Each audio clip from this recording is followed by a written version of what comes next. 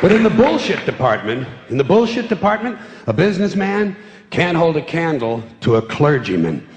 Because I gotta tell you the truth, folks. I gotta tell you the truth. When it comes to bullshit, big time, major league bullshit, you have to stand in awe of the all-time champion of false promises and exaggerated claims, religion. No contest. No contest. Religion easily has the greatest bullshit story ever told. Think about it. Religion has actually convinced people that there's an invisible man living in the sky who watches everything you do every minute of every day. And the invisible man has a special list of 10 things he does not want you to do. And if you do any of these 10 things, he has a special place full of fire and smoke and burning and torture and anguish where he will send you to live and suffer and burn and choke and scream and cry forever and ever till the end of time. But he loves you.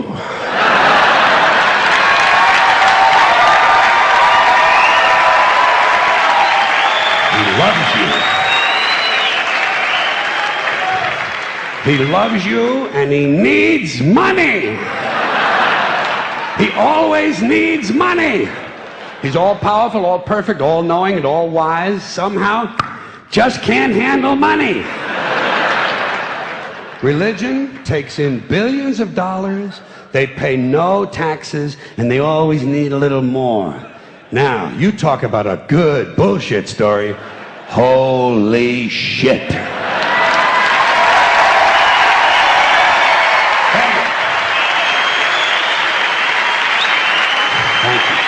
But,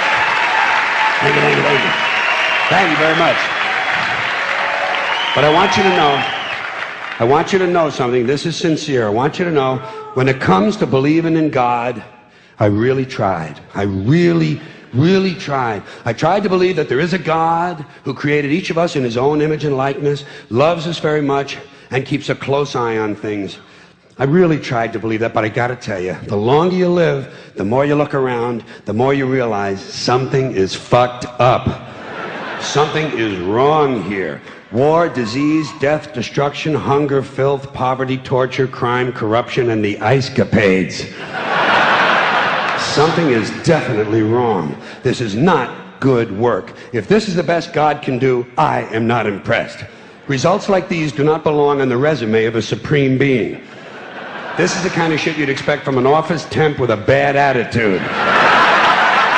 And just between you and me, in any decently run universe, this guy would have been out on his all-powerful ass a long time ago. And by the way, I say this guy because I firmly believe, looking at these results, that if there is a God, it has to be a man. No woman could or would ever fuck things up like this.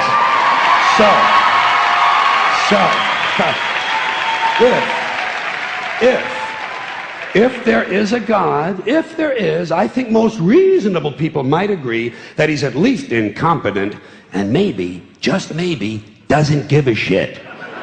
Doesn't give a shit, which I admire in a person and which would explain a lot of these bad results.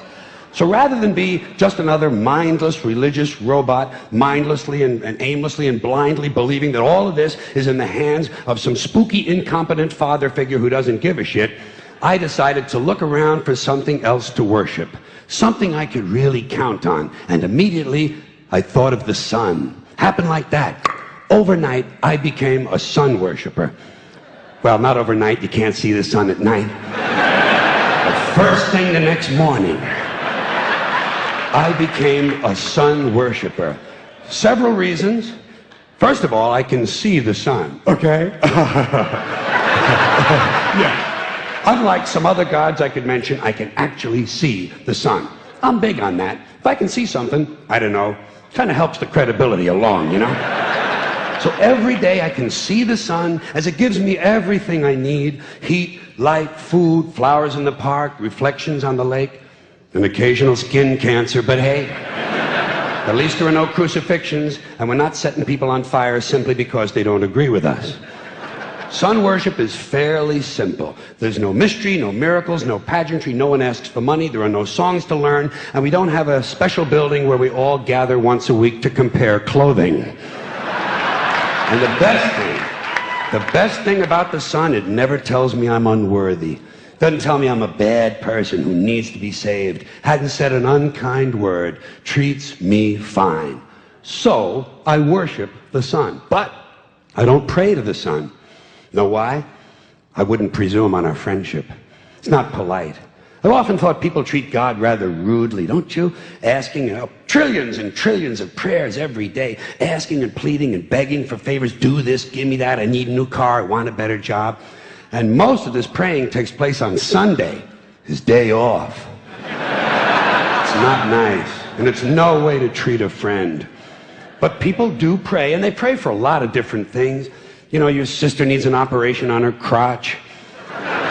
Your brother was arrested for defecating in a mall.